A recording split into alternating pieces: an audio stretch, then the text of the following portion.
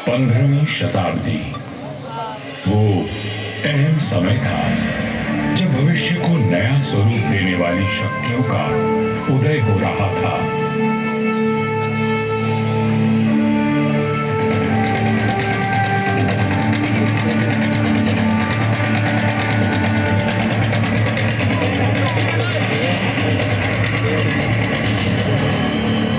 लोधी राजवंश ने दिल्ली की गद्दी संभाली। मध्य एशिया में बाबर का जन्म हुआ और राठौड़ कुल गौरव राव जोधा जी ने मेहरानगढ़ दुर्ग की नींव डालकर जोधपुर नगर की स्थापना की। 1459 ईस्वी में बना मेहरानगढ़ उत्तर भारत की राजनीतिक सरगर्मियों का साक्षी भी रहा और केंद्र भी। जोधपुर के आकाश में राठौड़ राजवंश का तेजवान सूर्य दमका, जिसका उदय मंडोर में हुआ था। मेहरानगढ़ की उत्तर पश्चिम दिशा में करीब 9 किलोमीटर का फासला तय करेंगे तो मैं अपने बचे हुए अवशेषों के साथ आपका स्वागत करूंगा। मैं किला हूं मंडोर का। मैं इतना प्राचीन हूं कि मुझे किसने बनवाया, कब बनवाया, ये किसी को भी याद नहीं। मंडोर की भूमि से आज भी अतीत के सिक्के, मंदिर के अवशेष, तोरण द्वार, स्तंभ और उत्कृष्ट मूर्तियां प्राप्त होती रहती हैं। मंडोर संग्रहालय में प्राचीन भारत के सभी प्रतीकों को सहेज कर रखा गया है, ठीक वैसे ही जैसे मैंने अपने जीर्ण अवशेषों में अनेकों गाथाएं संभाल रखी हैं। अरावली की पहाड़ियों से घिरा मंडोर नगर मांडव्य ऋषि की तपोभूमि था और इसका प्राचीन नाम मांडव्यपुर था। वो ट्रेन का वापस आने का, वो ट्रेन का है वापस आने का। नहीं, वो भी 6 टिकट है हमारे, 6 टिकट है। हाँ तो 6 दे दिया ना वापस ट्रेन में जाने का 6 लोगों का। जीता। चौथी व छठी शताब्दी में कौन से हुनों का आगमन हुआ तथा परमारों ने इनके वैभव को बढ़ाया। मारवाड़ का विस्तार सबसे अधिक परमारों की समयावधि में हुआ और उस समय मारवाड़ को नवकोटि मारवाड़ भी कहा जाता था। तो 7वीं शताब्दी में प्रतिहारों ने यहाँ अपना साम्राज्य स्थापित किया और यहाँ के वैभव को बढ़ाया। मेरे साथ चलिए उस बीते हुए काल में जब यहाँ तलवारें खड़कती थी, रणभेरी और नगाड़े कंपायमान होते थे, वीर ओंकार भरते थे और रणबांकुरों के जय घोष से आकाश गूंज उठता था।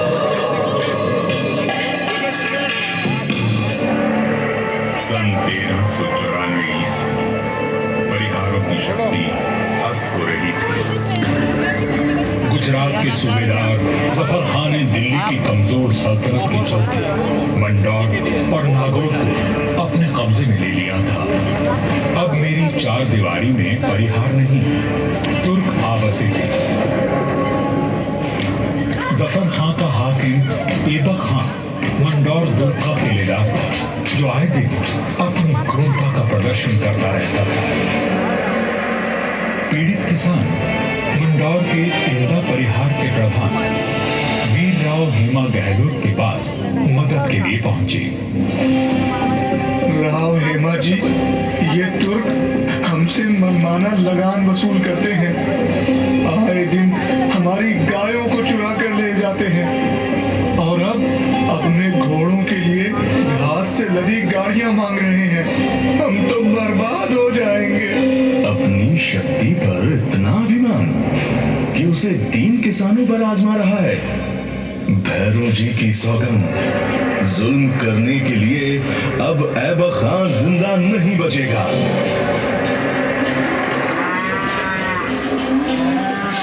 शक्तिशाली शत्रु से लड़ने के लिए बल और बुद्धि से वार करने की योजना बनाई गई। घास की कई कई 100 गाड़ियां तैयार की गईं और हर गाड़ी में हथियार लिए योद्धा चुप कर बैठ गए। गाड़ियां जैसे ही किले के भीतर पहुंची, क्षत्रियों ने नारा लगाया, आयो लड़ो फतेह कर दो, आयो लड़ो फतेह कर दो।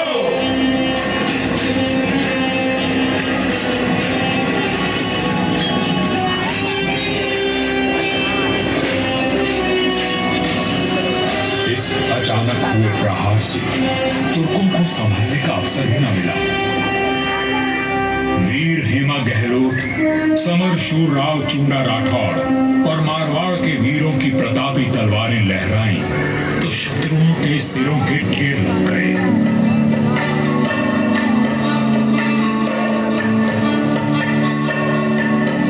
इसी जीत की याद में आज भी मंडौर में राव महोत्सव मनाया जाता है।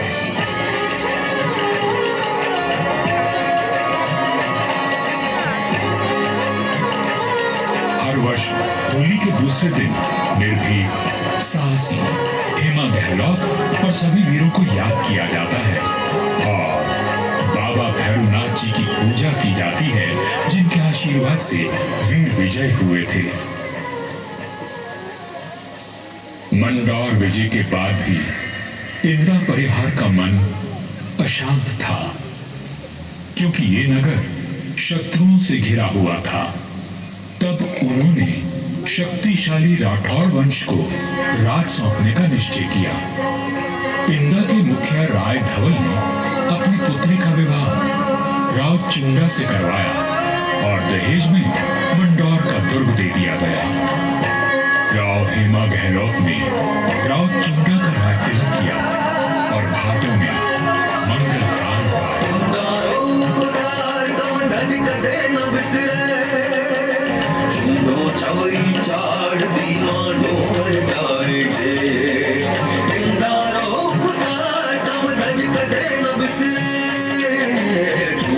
अपने भाषा और सामरिक सूझबूझ का परिचय देते हुए राव चूंडा ने अपने साम्राज्य को बढ़ाया और मंडौर को मारवाड़ की राजधानी बनाया।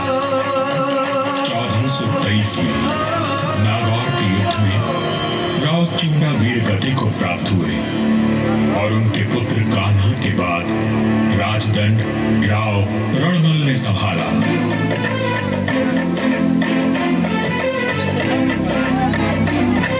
मारवाड़ और मेवाड़ में प्रसन्न थे, परंतु मेवाड़ नरेश राणा कुंभा के कान भरने लगे।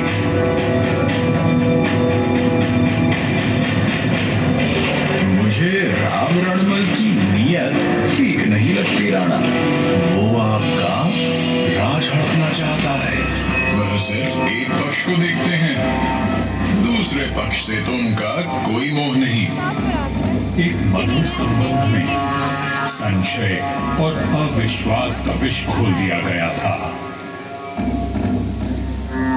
1438 ईस्वी में राव रणमल अपने पुत्र जोधा के साथ चित्तौड़ के दुर्ग में था। रणमल को किसी षड्यंत्र का आभास हुआ और उसने बेटे जोधा को किले से बाहर भेज दिया। पिता की आज्ञा मान जोधा चित्तौड़गढ़ की तलहटी में पहुंचा। तभी एक डोम ने जोधा का ध्यान खींचा, जो एक दोहा गा रहा था।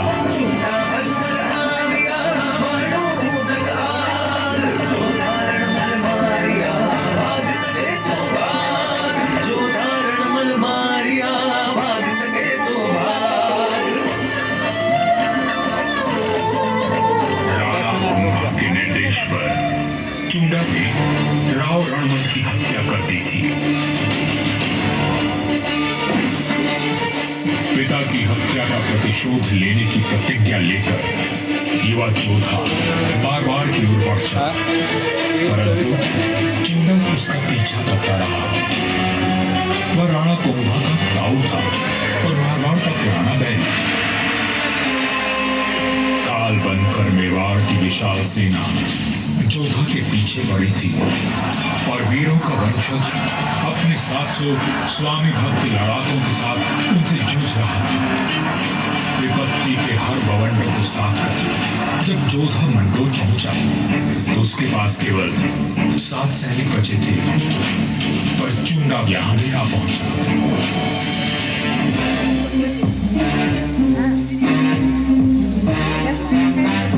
चूंडा बोला, मंडोर किले का कोना कोना छान मारो। रणमल ने मेरे भाई राघव देव को मरवाया था, मैं उसके वंश का नाश कर दूंगा। हुजूर, जोधा जांगलू प्रदेश की ओर भाग गया है, आप कहें तो उसका पीछा करें। रहने दो, तेरे मम्मी होता है। वहाँ रेतीले टीलों में भटक कर वो खुद ही मर जाएगा। तुम राणा कुंभा के पास संदेश भिजवाओ, मंडोर पर अब हमारा राज है। पिता की निर्मम हत्या की पीड़ा और राज खो देने का अपमान लिए जोधा भटक रहा था। हर ओर शत्रु घात लगाए बैठे थे, पर जुझारू जोधा ने आस और विश्वास नहीं खोया। 15 वर्षों तक संघर्ष और अथक प्रयास करने के बाद जोधा ने दुर्भाग्य को जीत लिया।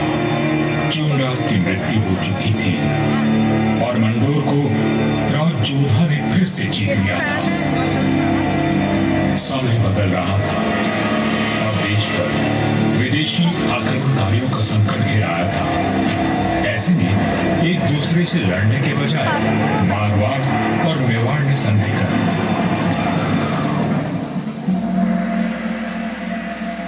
पर दूरदर्शी राव जोधा को कोई चिंता खाई जा रही थी और उस चिंता का कारण मैं यानी मंडोर का दुर्ग था। किस सोच में डूबे हैं राव जी? अपने आसपास देखो, क्या दिखता है? आकाश, जंगल, पहाड़ियां। ये पहाड़ियां ही मेरी चिंता है। कई सौ साल पहले ये काफी ऊंची थी और किले तक पहुंचना कठिन था, पर भारी वर्षा और धूल भरी आंधियों ने इनका कद घटा दिया है। राव जोधा की बात पीड़ादायक परंतु सत्य थी। मैं भी अब बूढ़ा और कमजोर हो चला था, सो मेरा त्याग करके मेहरानगढ़ का निर्माण किया गया और ये सही फैसला था। भारत में जब मुगलों का आगमन हुआ तो राठौड़ राजवंश ने उनसे सीधी टक्कर ली और हार माने बिना संघर्ष करते रहे। इस सब में मेहरानगढ़ ने प्रमुख भूमिका निभाई। जोधपुर का इतिहास प्रेरणादायक वीर गाथाओं से भरा हुआ है। त्याग और देशभक्ति के कीर्तिमान स्थापित करके इतिहास में अमर हो जाने वाले वीरों ने जोधपुर का सर सदा ऊंचा रखा है।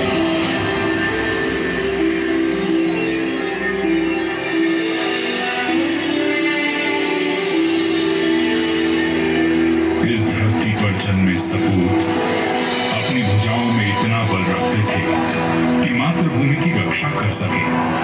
तभी इनकी छत्र छाया में इनकी प्रजा सुखी और समृद्ध हुई। पर यह बात कम ही लोग जानते हैं कि फौलादी सीनों में कोमल भावनाओं का भी वास था।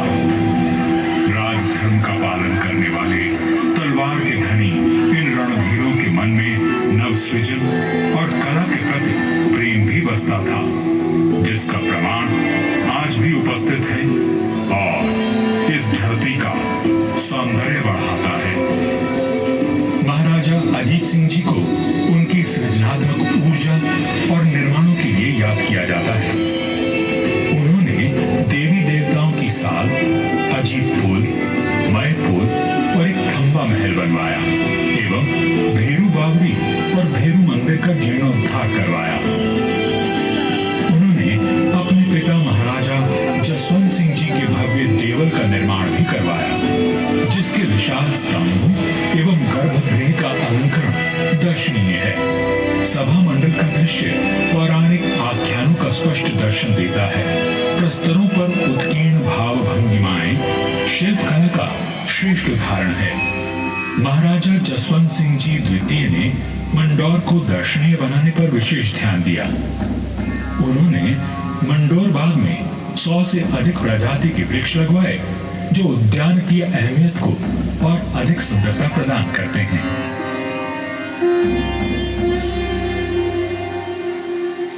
1896 ईस्वी में महाराजा सरदार सिंह जी ने मंडौर के बाग को और संवारा।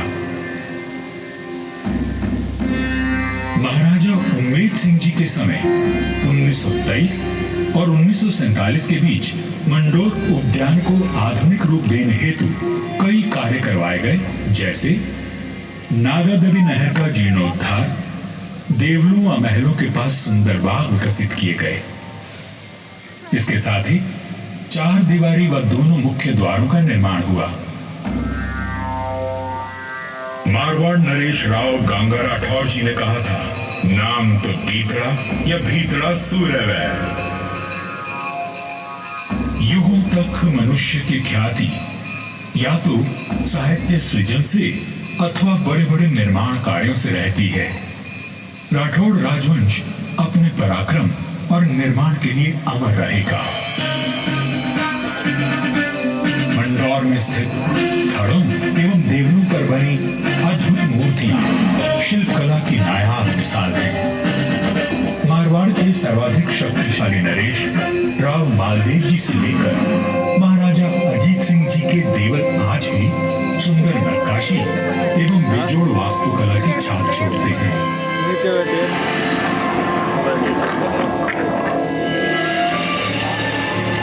महाराजा अजीत सिंह जी के देवल का निर्माण इनके पुत्र महाराजा अभय सिंह जी ने संवत 1793 में शुरू करवाया, लेकिन इसे पूरा उनके प्रपौत्र महाराजा भीम सिंह जी ने संवत 1856 में किया।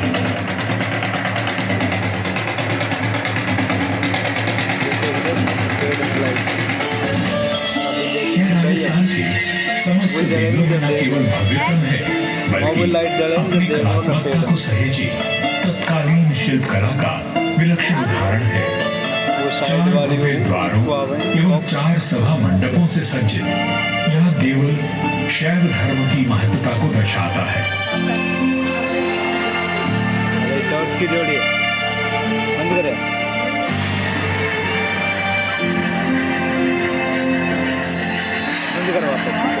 आजादी के पश्चात यहाँ कई विकास कार्य करवाए गए और 1968 में यहाँ के महलों में संग्रहालय की स्थापना की गई। यहाँ जन्मे वीरों और स्वामी भक्तों की मिसाल युगों तक कायम रहेगी। जब वीरपुरी और नाग पंचमी को यहाँ विशाल जनसमूह उमड़ता है तो आज भी हमारे आत्मीय संबंध जीवंत हो उठते हैं। उनकी आंखों में उमड़े प्रेम और श्रद्धा को देखकर मन भाव विभोर उठता है। सदियों के संबंध आज भी अटूट हैं। मुझे तो समय की आंधी ने नष्ट कर दिया, पर मंडौर के देवल, मंदिर, छतरियों और बाग को संभाल कर रखना इस पीढ़ी का कर्तव्य है।